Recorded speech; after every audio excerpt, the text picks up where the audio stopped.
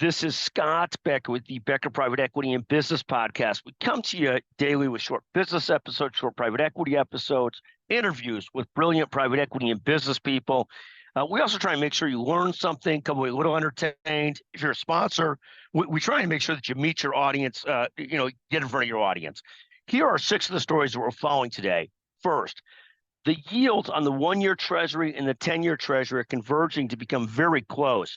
For most of the last year or two, they've been almost 150, 200 basis points apart.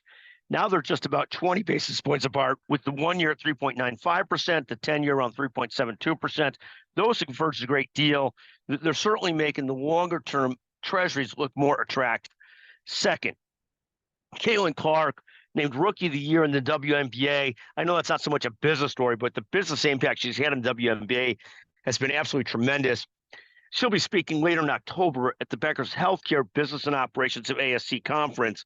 If you want information on that, reach incredible leader Jessica Cole.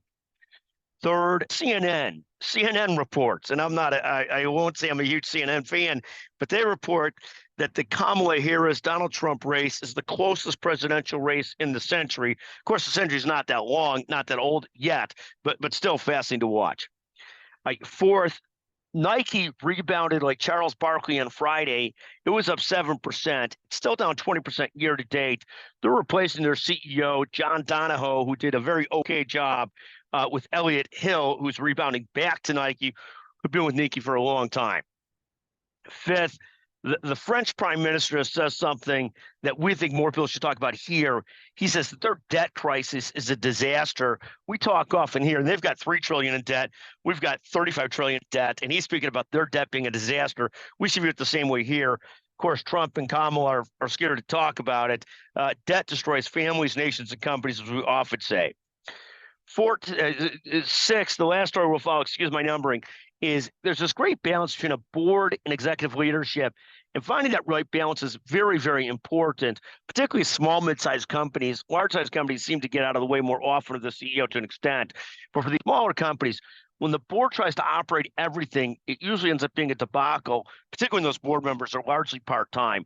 That's today's discussion and thought for the day. It comes out of a set of discussions.